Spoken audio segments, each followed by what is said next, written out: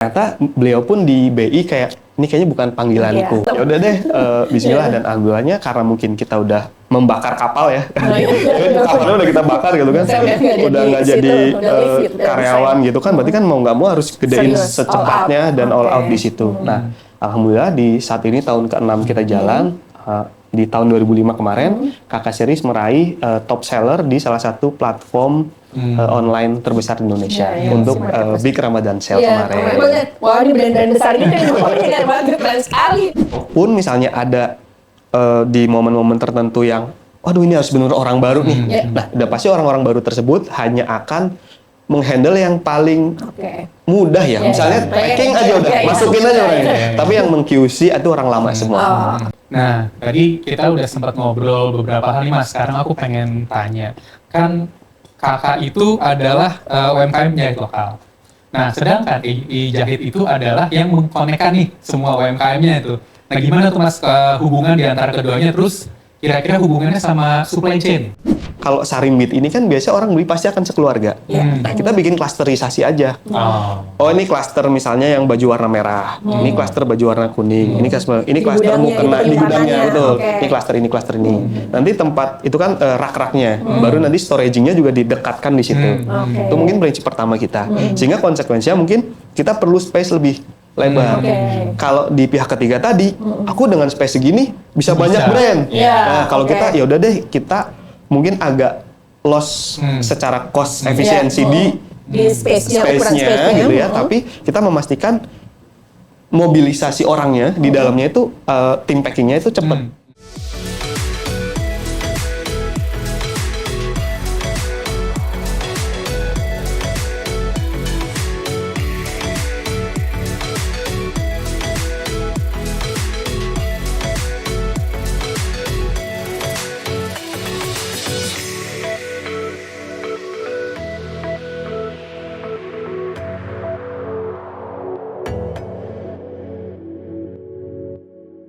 Halo rekan hackers dan sahabat Avanti, selamat datang kembali di podcast Prodigi, produktif, inovatif, dan giat. Podcast ini merupakan kolaborasi antara Kementerian Ketenagakerjaan Republik Indonesia dengan Ikatan Alumni Teknik Industri ITB. Dalam podcast ini, kami akan menyajikan kisah-kisah inspiratif dari berbagai tokoh keren yang semuanya memiliki semangat tinggi, mindset positif untuk mendobrak batas-batas produktivitas dengan caranya masing-masing. Di tengah era perubahan yang sedemikian cepat dan juga tantangan global, produktivitas tentunya menjadi salah satu kunci sukses supaya kita bisa menyongsong Indonesia Emas 2045. Pada episode kali ini, saya FD Fulansari akan ditemani dengan Rian. Kami akan diskusi, ngobrol-ngobrol bareng yang tentunya pasti seru banget dengan narasumber kita kali ini. Nah, Rian, boleh nih kenalin narasumber kita siapa? Hari ini narasumber kita spesial karena kita ada CEO and co-founder dari Modus Fashion, Kakak Series, Mas Teguh. Terima kasih. Terima kasih loh, Mas Rian undangannya. Senang.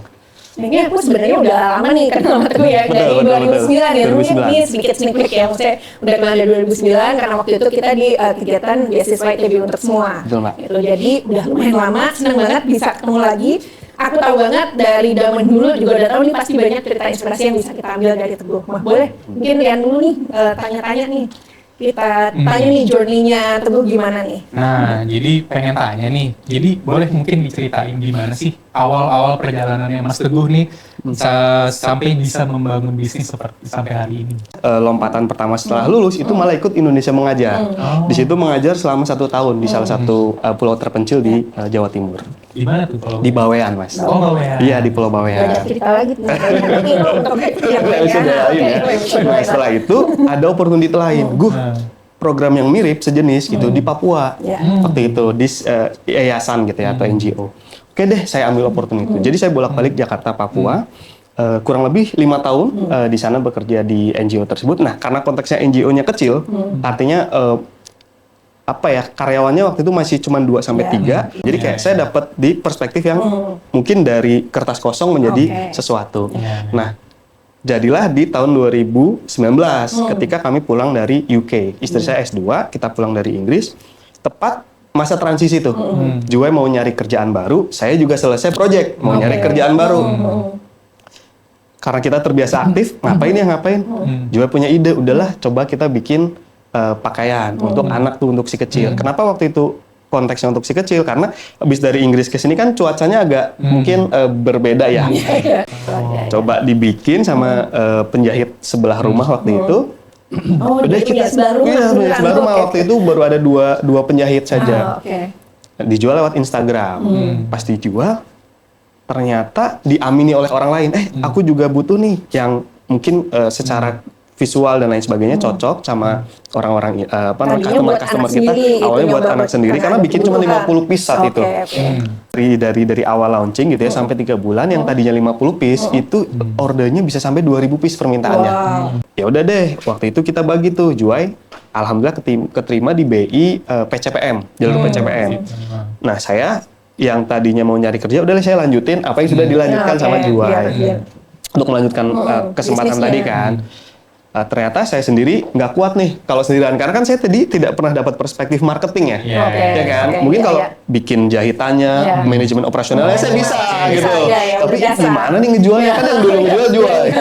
Gimana kalau gitu? Ada satu malam kita berdua berefleksi, ternyata beliau pun di BI kayak ini kayaknya bukan panggilanku. Ya udah deh, Bismillah dan alhamdulillahnya karena mungkin kita udah membakar kapal ya, kapalnya udah kita bakar gitu kan, udah nggak jadi karyawan gitu kan, berarti kan mau nggak mau harus gedein secepatnya dan all out di situ. Nah, alhamdulillah di saat ini tahun ke-6 kita jalan. Di tahun 2005 kemarin, Kakak Series meraih top seller di salah satu platform online terbesar di Indonesia untuk Big Ramadan Sale kemarin. Wah, ini brand-brand besar ini kan pokoknya banget, keren sekali nih kan dari itu. Nah, ini mungkin aku sedikit pertanyaan penasaran gitu. Ini kan jadinya yang tadi mungkin kerja masing-masing, habis itu kayak 24 jam ya, maksudnya kerja sama istri gitu kan, bisnis. Itu sempat kita alami dan kayaknya juga akan dialami oleh banyak couple-planner ya di luar sana gitu. Kami itu sempat ada mungkin di tahun kedua, tahun ketiga tuh benar-benar jenuh yang bayangkan Mas, Mbak di kantor udah ngomonginnya kakak. Di meja makan ngomongin kakak lagi. Di kamar juga gitu udah mau tidur secara otomatis soalnya gitu. Karena kan kita pikirin kakak seperti apa, kakak seperti apa gitu. Sampai kita ada di satu titik berefleksi lagi. Ini kok kita malah jadi mulai renggang nih, ya kan soal bonding sebagai pasangan, sebagai couple gitu. Kita malah jadinya misalnya kalau ngomongin bisnis kan keputusannya kadang-kadang karena perspektifnya tadi beda. Di perspektif marketing begini, nggak bisa. SDM kita belum sampai satu gitu kan. Jadinya malah perdebatan itu yang membuat relationship kita mulai agak merenggang gitu. Sehingga kita waktu itu berefleksikan, udah deh kita coba menstrukturkan lagi. Nah sekarang kita menerapkan kurang lebih ada 3 time tuh. Ada me time, business time, dan juga family time. Pokoknya gimana caranya, ya kalau lagi me time tuh udah satu, udah kita nikah udah hampir 10 tahun, jadi udah paham nih, oh ini lagi butuh me time nih, gitu. Jadi kalau ditanya, aku lagi butuh pandangan bisnis gitu ya, ditanya ini, oh dia apa responnya, oh dia lagi butuh me time, udah. Kalau dulu kan masih kayak sensi, gimana sih ini aku lagi serius pengen ngomongin bisnis gitu kan. Sekarang udah lebih ngerti gitu, jadi masing-masing udah bisa tahu lah. Nah di me time itu juga penting sebenarnya untuk tetap, kan sebelum menikah kan pasti setiap pribadi punya apa ya, kayak mungkin punya passion masing-masing mas ya. Gitu. Jadi jangan sampai setelah menikah dan bisnis bersama pun si passion masing-masing ditinggalkan lah misalnya. Kan kita sekarang ngomongin tentang generasi Gen Z. Iya, pasti banyak Gen Z ya sih. Pasti. Karena terkenal nih Gen Z itu suka ala ya, tentang mitos apa lah ya gitu. Benar. Karakternya beda gitu ya. Gimana sih caranya untuk bisa nge-push mereka, bukan nge-push lah ya, memotivate lah bahasanya. Gimana sih biar mereka tetap produktif atau mungkin mereka standar tetap yang kita mau gitu ya, profesionalisme yang mau. Tapi tadi itu karena tadi juga ngurusin penjajaran usianya lebih lanjut, dan gimana motivasinya beda karena lebar ya. diceritain ya dari sisi itu, kayak seru nih. Jadi benar nih di PTKK Berdaya Bersama sendiri itu kan kebagi jadi mungkin ya kurang lebih di dua bidang besar gitu. Yang satu marketingnya, yang satu productionnya gitu ya, secara operasional. Nah di sisi production itu memang betul tuh banyak kan mungkin Gen X gitu ya, mamang-mamang gitu kan, yang menjahit, ibu-ibu yang buang-buang benang gitu. Nah mereka ini sebenarnya secara karakter itu cukup diberikan pekerjaan yang rutin dan juga terukur secara rutin dan juga terukur, sama mungkin kestabilan ekonomi. Clear. Nah, ketika ke Gen Z itu harus agak berbeda komunikasinya. Nah, salah satu yang penting itu kan Gen Z ini kan perlu apa ya, kayak eksploratif ya, jiwanya tuh sebenarnya jiwa explorer Iya. gitu, Bosenan juga gitu bosenan kan, juga ya, betul. Jadi jadi memang explore terus. kita tidak boleh terlalu kaku dan tidak boleh terlalu memberikan border gitu, batasan pada teman-teman Gen Z ini. Kadang-kadang yang kami berikan tuh dua sih, satu ruang eksploratifnya mereka, kemudian yang kedua itu trust. Oke. Jadi selama mereka diberikan kepercayaan, kadang-kadang cara yang mereka pakai itu memang agak unik-unik tuh, gitu kan. Tapi selama kita berikan ruang eksploratif dan mereka itu boleh salah. Oke. Nah itu kadang-kadang Gen Z itu Kasih ruang untuk salah. betul, gitu. kasih ruang untuk Oke. salah dan kemudian nanti dibimbing. Kadang-kadang tuh yang agak mungkin memang agak gapnya jauh tuh mungkin soal attitude kali ya. Mungkin generasi yang udah lebih duluan lahir gitu kan. Itu kan kayak ada unggah-ungguhnya, ada bagaimana kita melakukan pendekatan teori-teorinya seperti apa. Nah, di Gen Z itu kan lebih direct ya gitu. Nah, itu agak kebawa Straightforward. kadang-kadang. Oke. Agak kebawa di admin. kurang yang manis-manis Iya, gitu, kurang kurang yang yang- apa ya, iya, kurang iya. ya, Iya, mengayomi Iya, rasa basinya iya, gitu. Nah, itu benar-benar. memang harus di Aku banget. tertarik nih tadi ngasih Gen Z trust. Aku agree dengan yang boleh salah. Cuman kan ketika kita ngasih trust tuh pasti ada sebuah parameter yang harus dijaga gitu. Betul. Nah itu gimana caranya nentuin itu dan gimana caranya untuk oke ini gue percaya sama lo.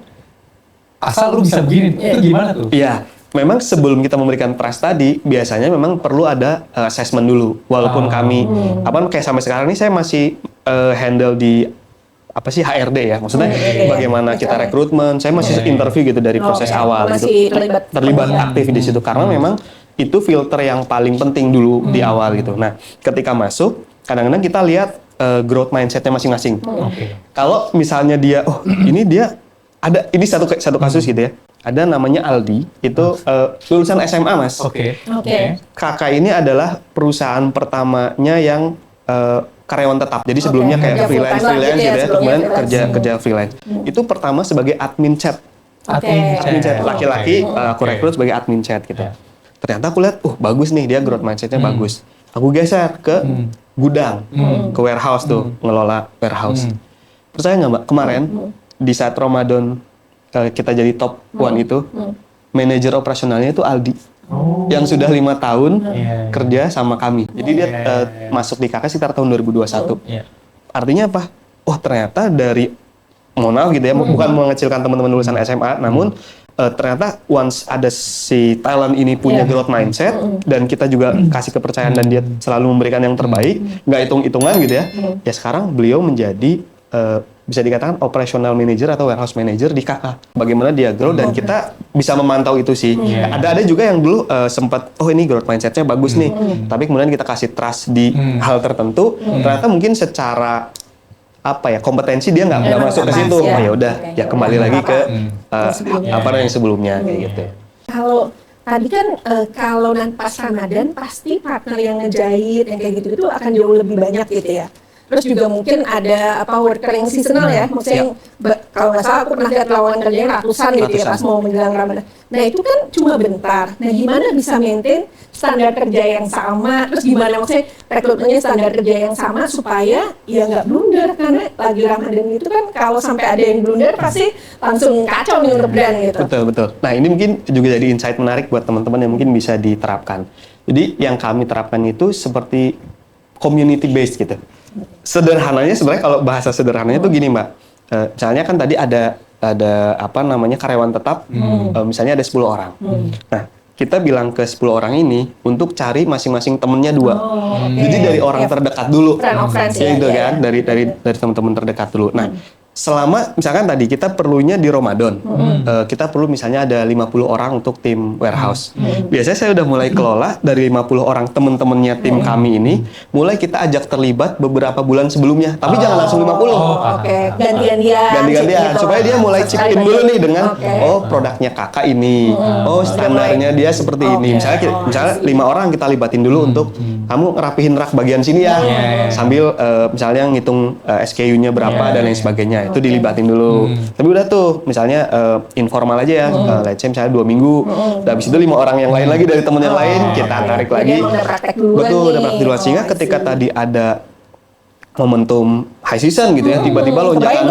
Banyak banget. Lonjakan gitu kan. Nah, teman-teman yang ini tuh juga udah siap untuk, ayo kita dipanggil lagi nih untuk kakak, dan mereka tidak perlu ada adaptasi yang terlalu cepat. Nah, kalaupun misalnya ada di momen-momen tertentu yang waduh ini harus benar orang baru nih. Nah, udah pasti orang-orang baru tersebut hanya akan menghandle yang paling mudah ya. Misalnya packing aja udah, masukin aja orangnya. Tapi yang meng-QC itu orang lama semua. Nah, tadi kita udah sempat ngobrol beberapa hal nih Mas. Sekarang aku pengen tanya, kan kakak itu adalah UMKM jahit lokal. Nah, sedangkan Jahit itu adalah yang mengkonekkan nih semua UMKM-nya itu. Nah, gimana tuh Mas hubungan di antara keduanya, terus kira-kira hubungannya sama supply chain? Oke. TI banget ya pertanyaannya. Jadi kan Jahitnya kan tadinya mau ini kan dibentuk karena memang supply ke kakak gitu ya, untuk support kakak. Tapi kan kayak ini akhir-akhirnya aku dengar udah mulai nerima klien juga kayak gitu, mungkin bisa diceritain lebih jauh. Saya coba mungkin jelaskan dari gambaran awalnya gitu ya, journey-nya. Awalnya kan kakak itu satu brand fashion yang di situ ada produksi dan juga ada retailnya, gitu kan. Di satu momen kami mendapatkan banyak ya karena kita berpartner dengan beberapa garment ataupun konveksi-konveksi UMKM di sekitaran Jabodetabek misalnya, itu banyak misalnya mengeluh lah gitu kayak ini kalau lebaran okupansinya bisa 100%. Mereka misalnya punya sampai 150 mesin. Tapi ketika setelah lebaran mungkin separohnya atau bahkan cuma 40%. Jadi banyak mesin yang idle. Betul gitu. Jadi di sisi aset production ada banyak mesin yang idle. Nah, lalu dari sisi market kita dengar dari teman-teman brand fashion yang lain. Brand-brand selain kakak gitu ya nanya, kakak produksinya di mana sih? Kok bisa lebih stabil? Bisa nitip produksi nggak? Nah, di situ kemudian tercetus ide, wah opportunity baru nih, mengkonekkan antara kebutuhan brand-brand yang pengen mendapatkan produk dengan kualitas yang baik dan mengkonekkan dengan kebutuhan garment ataupun penjahit-penjahit UMKM ini yang perlu ada project gitu kan, perlu ada project. Akhirnya kita coba konekkan. Bahkan iJahit ini tidak hanya mengkonekkan secara raw material saja dan juga dengan market gitu ya, dengan brand fashion. iJahit juga sudah membuat MOU dengan salah satu fintech. Gitu. Jadi kayak karena kadang-kadang misalnya buat Ramadan nih butuh modal gitu. Ya. Nah, biasanya iJahit akan merekomendasikan itu ke fintech. Nanti fintech itu kan akan melakukan assessment dan karena udah percaya dengan iJahit, iJahit nih yang mengerjakan, udah mengkurasi dan pasti proyeknya berjalan gitu kan, karena yang beli bahannya kita, yang mengelola produksinya kita. Jadi timbul ekosistem di situ. Jadi kayak baru 1 tahun sih Mas di launching gitu. Kita masih terus coba upayakan untuk mendapatkan mengembangkan ekosistem tersebut. Kita bikin ekosistem aja deh gimana. Ya alhamdulillah walaupun baru 1 tahun sudah ada belasan brand fashion lain yang bekerja sama dengan iJahit. Oke, mudah-mudahan makin ini ya, jadi kalau ekosistemnya makin berkembang kan berarti makin jadi produktif juga gitu di mana-mana. Betul. Aku agak tertarik sama yang raw material sebenarnya. Karena kan masing-masing fashion itu ada yang pakai raw material A, B, dan itu kan nggak selalu bisa available ya. Nah, ketika kita ngomongin raw material, iJahit itu juga punya beberapa partner, pabrik kain gitu ya, pabrik tekstil gitu, pabrik tekstil yang mereka ini biasanya punya 2 karakter bahan.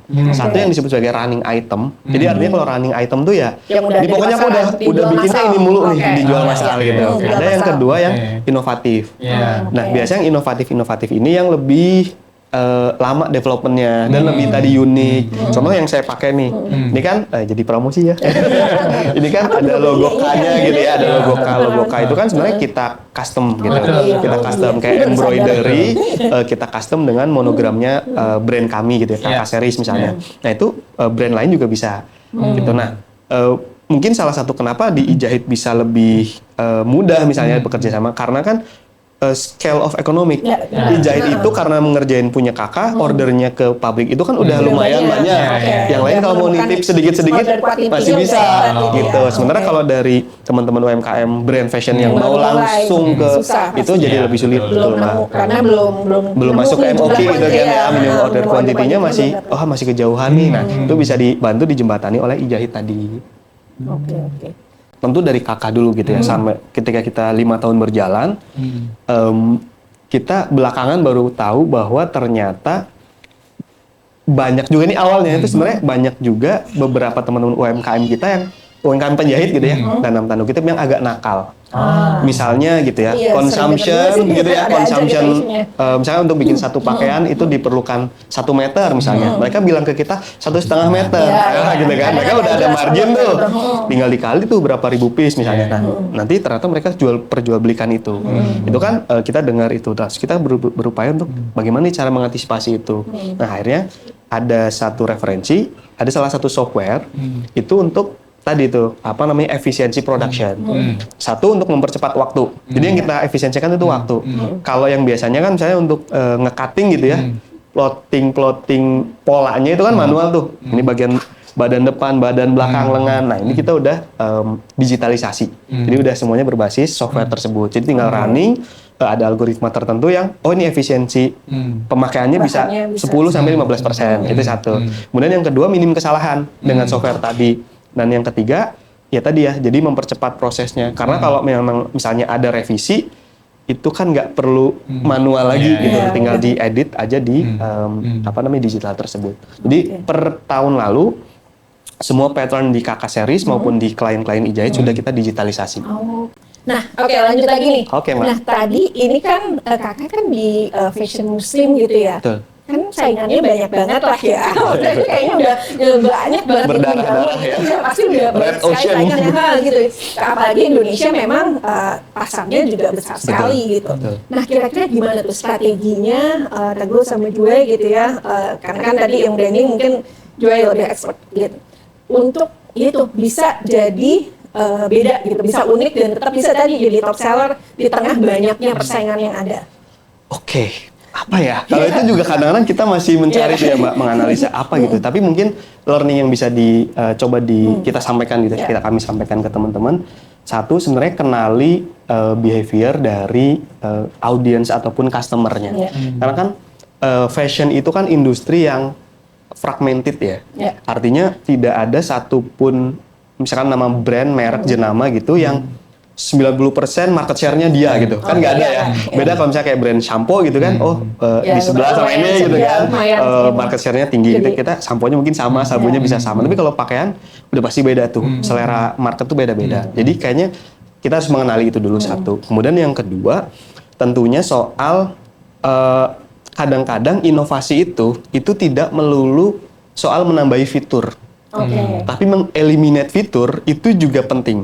Menarik tuh, gimana tuh misalnya? Tipping point-nya kakak saat itu, salah satu best seller-nya gitu ya, yang bertahan sampai sekitar 4 tahun, itu adalah baju koko anak yang nggak ada kerahnya, collarless, baju koko tapi collarless. Jadi nggak kerah tinggi gitu Nggak ya? kerah tinggi. Okay. Kenapa? Karena waktu itu berefleksi kepada kebutuhan anak kami. Oh, anakku kalau pakai baju koko ada kerahnya tuh biang keringat, gatel. Gatel Udah ya, kita gitu. bikin inovasi produk sederhana sekali pakai itu. Ternyata itu diamini. Karena balik lagi kita mungkin memahami situasi dari si audiens kita, dan itu Karena kita prakteknya buat anak sendiri. prakteknya buat anak sendiri diamini orang. Akhirnya karena kita tahu itu, akhirnya kita scale teruskan produk itu. Nah, yang ketiga, momentum. Kenapa misalnya kakak saat ini mengambil momen lebaran? Karena pada saat momen lebaran itu pool marketnya lagi tinggi banget, Mbak. Gitu. Jangankan di saat seperti sekarang ya, saat COVID aja itu kayak nggak ngefek. Bahkan di saat sibuk kayak Ramadan itu tuh kayak aku punya jaminan, aku kalau mau kirim hampers atau apa pasti tetap cepat. Nah ini kan nggak gampang ya gue ya maksudnya. Benar. Karena aku juga beli di brand-brand lain gitu kan. Aduh ini lama nih apa nih, ada beberapa yang cepat tapi banyak juga yang lama. Nah itu gimana tuh memastikan konsistensi itu dan maksudnya gimana packing dan lain-lain tetap benar-benar standarnya tinggi gitu ya. Mereka pada produktifnya segitunya gitu sampai tepat waktu. Mungkin ini juga akibat dari pembelajaran kami. Kami pernah berpartner dengan pihak ketiga untuk, maksud kami adalah, udahlah kan kamu ahli gudang nih. Bagi-bagi kue lah ya. Ini aku kasih ke kamu, tolong di packing. Itu ternyata failed-nya lumayan. Saat itu loss opportunity kita bisa hampir 2 miliar tuh dalam 1 bulan Ramadan. Karena apa? Telat kirim sampai cancel. Apa kalau di marketplace itu kan ada cancel otomatis. Ya udah mau nggak mau kita kelola sendiri. Baru tuh di situ kepentok kan. Kepentok gimana sih caranya? Nah, akhirnya kita coba punya apa ya, Mbak? saya nggak tahu ilmunya apa gitu ya, tapi kita diskusi dengan Mungkin temen tuh. masih inget banget ya. Iya, kalau di TI ini kan mungkin harus ada Vivo apa kayak gitu ya, ada Vivo gitu, version out. Ya kami sih sederhana, kalau Sarimbit ini kan biasa orang beli pasti akan sekeluarga. Nah, kita bikin klasterisasi aja. Oh, ini klaster misalnya yang baju warna merah, ini klaster baju warna kuning, ini klaster gudangnya, mukena di di gudangnya, penyimpanan. betul. Oke. Ini klaster ini. Nanti tempat itu kan rak-raknya, baru nanti storaging-nya juga didekatkan di situ. Oke. Itu mungkin prinsip pertama kita. Sehingga konsekuensinya mungkin kita perlu space lebih lebar. Oke. Kalau di pihak ketiga tadi, aku dengan space segini bisa banyak brand. Iya, Nah, kalau oke. kita ya udah deh, kita mungkin agak loss secara cost efisiensi di space-nya, ukuran space-nya space-nya. gitu ya, tapi kita memastikan mobilisasi orangnya di dalamnya itu tim packingnya itu cepat, ngambil packing gitu. Jadi ya kurang lebih kalau secara teknis gitu ya di dalam pengelolaan mikronya seperti itu. Oke. Nah, terus kita bikin SLA tentunya. Bagaimana agar Standard level agreement gitu ya. iya, jadi kayak SLA itu lebih ke waktu gitu ya, kayak Oke, KPI gitu service kan. ya. KPI-nya jangan sampai misalnya untuk orderan ini lebih dari 12 jam sebelum di packing. Oke. Ya memang ada Prioritasnya betul. semuanya Oh, ya, ini prioritasnya harus segera, prioritasnya segera. Misalnya kayak Mbak Wulan mungkin gitu ya.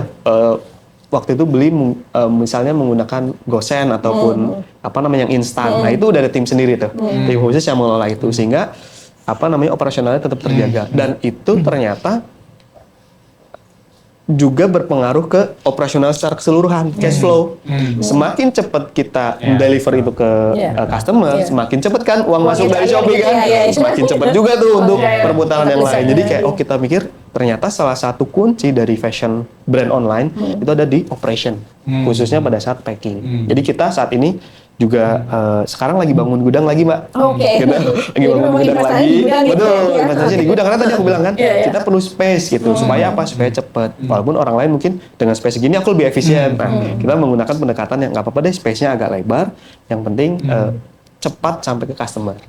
Itu bangunnya gimana, Mas? Maksudnya kan pasti dari awal bingung, nggak pernah punya pengalaman untuk mengelola gudang. Benar. Sampai akhirnya Ada pelajaran PLO kayak kita gitu ya. aku udah Atau asumsi warehouse. ada sekarang dari SOP-nya, bla bla bla segala macam, kan udah ada metodenya segala macam. Itu gimana, berapa lama bisa sampai dari nggak punya pengalaman mengelola gudang sampai ke hari ini gitu? Ya, waktu itu yang kami cari tuh apa ya, kayak perbantuan berupa software ya, software ataupun mungkin kan ERP itu kan mungkin yang kompleks banyak gitu ya. Nah, kita mencari semacam ERP tapi yang sederhana, yang bisa dipahami oleh saya yang nggak ngerti gitu. Ya, ada satu software ini startup lokal juga yang kita coba beberapa tuh waktu itu, nyoba pakai ini, kurang nyaman, kurang pas. coba pakai ini kurang. Nah, pas percobaan yang satu platform ini kita rasa cukup cocok nih.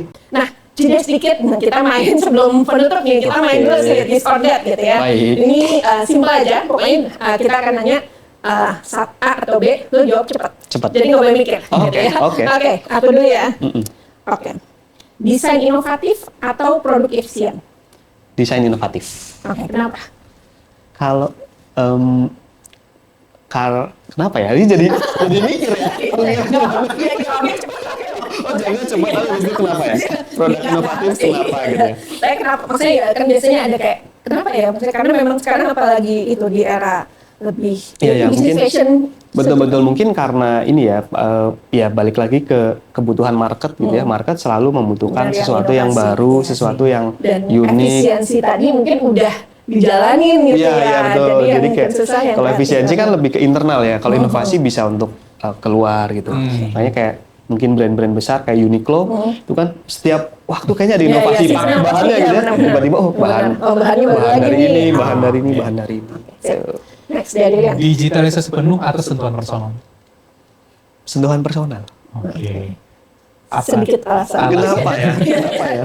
Saya kebayang sih. Kalau aku kayaknya mungkin prinsipnya gitu sih ya, kayak human first gitu ya, tech in second gitu. Jadi teknologi itu ya pada akhirnya kan tetap harus membantu human-nya. Jadi tetap human-nya dulu gitu yang kita assess. Oh, dengan human yang seperti ini, teknologi digital maupun non digital apa yang cocok untuk meleverage SDM tersebut gitu ya, human tersebut. Nah, ini Mas, sekarang kan lagi sibuk nih, ada 2 company nih yang lagi dipegang. apa sih kayak kebiasaan-kebiasaan kecil atau ritual kecil yang selalu dilakukan biar tetap bisa produktif fokus gitu. Secara personal ya, Ya, maksudnya secara secara personal. personal. Kalau mungkin gini teman-teman, satu pahami dulu nih apa namanya karakternya. Karena kebetulan aku dan Juwai itu agak beda. Aku tuh kayak mungkin morning person ya gitu. Maksudnya kayak Oke. Oke.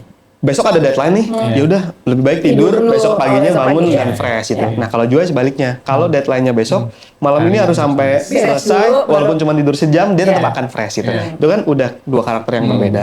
Nah apa namanya, teman-teman tentukan dulu nih karakter yang mana. Kalau karena saya konteksnya tadi morning person, pagi-pagi biasanya saya ngopi. Oke. Ngopi, terus saya lakukan kegiatan yang membuat refresh sih. Kalau kayak baca buku, baca artikel, terus karena kebetulan di dekat rumah ada kolam renang gitu ya, ya mungkin seminggu 3 kali kami juga rutin berenang pagi. Mungkin bagi teman-teman yang ingin memulai gitu ya, kalau saya pernah punya prinsip berlayar sambil membangun kapal. Jadi nggak harus perfect dulu, nggak harus jadi Terjun aja kapal gitu dulu ya, gitu ya. berenang aja langsung. Betul, yang penting Belum udah bisa berenang. ada bentuknya udah kelihatan gitu ya, Oke, udah oke. kita jalan gitu kan. Oke. Terus yang kedua, kan tadi berlayar sambil membangun kapal. Yang kedua tentunya teman-teman harus belajar dan belajar. Oke. Jadi harus memiliki growth mindset supaya ya apa yang kita hadapi mungkin dari learning diskusi kita tadi juga teman-teman ya masalah itu baru bisa terselesaikan ketika ada masalah gitu. Kalau Oke, ya. menyelesaikan Ditemukan masalahnya ada nggak bisa masalah, gitu, iya, ditemanya problem solvingnya belum ke ketika tempat ketika dengan ada itu ya. masalah dan ketika kita berlayar tadi, ketika berlayar baru ketemu bocor di mana, layarnya nggak berkembang dan lain Jadi nggak teori aja. nggak gitu. teori aja. Oke, thank you Gitu. banget Teguh. Jadi Thank pesannya you. tadi pokoknya nyemplung aja Nyemplung dulu aja gitu dulu. ya, sama growth mindset Growth kayak tadi mindset. contohnya tadi yang staff yang dari SMA itu ya, sampai dia jadi manajer operation. Oke, terima kasih banyak nih Teguh, kita ngobrol-ngobrol tadi Siap. sama Wah Marian, kayaknya seru banget. Mudah-mudahan benar-benar bisa jadi inspirasi buat Amin. siapa aja sahabat Avanti dan juga rekan-rekers yang dengerin, yang nyaksiin podcast ini. Semoga bisa dipraktekin gitu ya tips-tips yang tadi di-share baik di konteks personal mungkin tadi ataupun di profesional. Nah, jadi mudah-mudahan makin banyak yang bisa menggerakkan gitu ya industri tekstil di Indonesia.